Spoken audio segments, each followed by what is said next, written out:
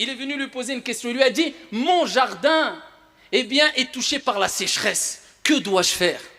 Il lui dit, implore le pardon d'Allah tabaraka wa ta'ala. Dis, astaghfirullah. On a bien compris, pas qu'une fois, pas deux fois. Mais plus tu vas l'augmenter, et plus cela te sera bénéfique. Et vous voyez, un terme qui nous paraît simple et court, mais renferme d'énormes trésors. Et ça, c'est la richesse de l'islam et la richesse aussi de la langue arabe. Eh bien, ici, il lui dit, eh bien, augmente le pardon, la demande de pardon à Allah tabaraka wa ta'ala. Dis, astaghfirullah. Khalas. Un deuxième est venu le voir. Il lui a dit, ya imam, je n'ai pas d'enfant.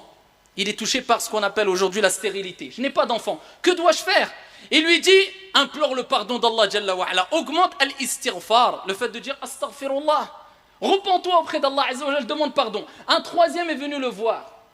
Et lui a dit, ya imam, il dit, je suis touché par al-faqr, la pauvreté. Il lui a dit, implore le pardon d'Allah Azza wa Jalla. Demande pardon à Allah subhanahu wa ta'ala. Une personne qui était en présence de Al-Hassan al-Basri a dit, ya imam, comment cela se fait-il que aux trois personnes qui sont venues avec trois situations différentes, tu leur as donné la même et unique réponse? Eh bien, il lui a répondu tout simplement en disant, car je ne vais pas au-delà du Coran. Car Allah subhanahu wa ta'ala a dit dans le Coran al-Karim, فَقُلْتُ اسْتَغْفِرُوا رَبَّكُمْ إِنَّهُ كَانَ غَفَّارًا حِكَايَةً عَنْ نُوح alayhi salam. En parlant et en citant ici la situation de Nuh alayhi salam qui lui a dit, et j'ai dit, فَقُلْتُ اسْتَغْفِرُوا, implorez le pardon d'Allah Jalla wa ala, c'est le grand pardonneur.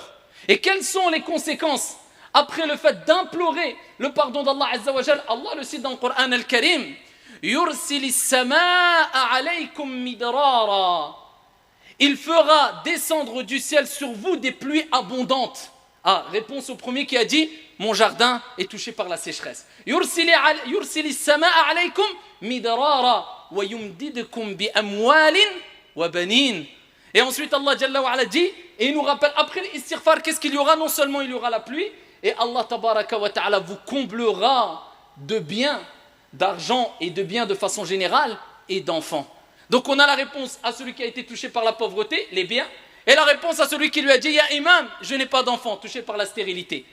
Et donc on voit ici que l'istighfar nous apporte, eh bien, la richesse par la permission d'Allah Jalla wa ala, provoque eh bien le rizq, la subsistance venant d'Allah subhanahu wa ta'ala, les pluies abondantes, et te permet à toi, mon frère ou toi, ma soeur, si tu es touché par la stérilité, eh bien qu'Allah Jalla wa ala, s'il en décide ainsi, de par cette cause, eh bien Allah subhanahu wa ta'ala t'accordera sûrement un enfant par la cause de l'istighfar si à la base tu étais stérile.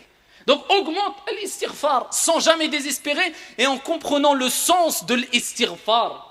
Et en méditant le sens de l'istighfar et savoir que tu demandes pardon à Dieu et que tu as en face de toi un Dieu miséricordieux qui pardonne et qui aime pardonner les péchés.